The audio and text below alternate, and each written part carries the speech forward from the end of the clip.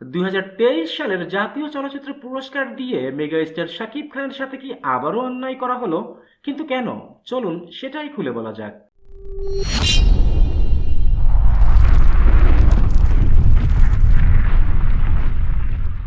2023 সালের জাতীয় চলচ্চিত্র পুরস্কার বিজয়ীদের নাম ঘোষণা করা হয়েছে বৃহস্পতিবার রাতে।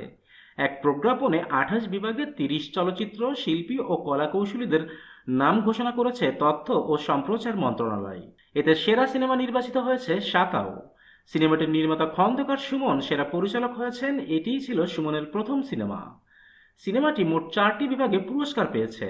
অন্যদিকে সুড়ঙ্গ সিনেমার জন্য আফরান নিশো সেরা অভিনেতা হিসেবে নির্বাচিত হয়েছেন। 2023 সালে বাংলা সিনেমা ইন্ডাস্ট্রির মোড় এবং শাকিব খানের অভিনয়ের মোড় ঘুরিয়ে দেওয়া সিনেমা প্রিয়তমা।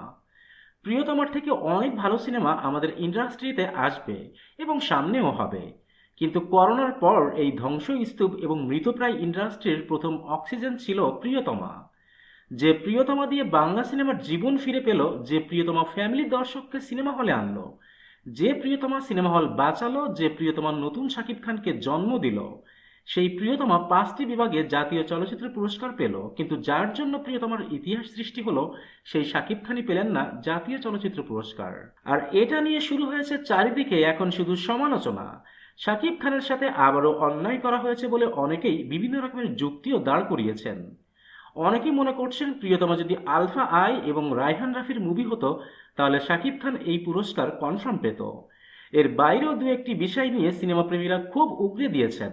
যেমন প্রিয়তমার জন্য সেরা কণ্ঠশিল্পী পুরুষ বিভাগে পুরস্কার পেয়েছেন বালাম, কিন্তু প্রশ্ন হলো, একটা ডুয়েট গানের জন্য যদি কোনো শিল্পী পুরস্কার পায় তাহলে তো দুজনেরই পাওয়া উচিত। কিন্তু একজন পেল, আরেকজন পেল না। এটা কি করে হয়? প্রিয়তমা গানের জন্য শিল্পী বালাম পুরস্কার পেয়েছেন, কিন্তু নারী শিল্পী পাননি। আবার একইভাবে সুরঙ্গ সিনেমার জন্য গা ছুঁয়ে বলার জন্য অবন্তী পুরস্কার পেয়েছেন, কিন্তু পুরুষ শিল্পী পাননি।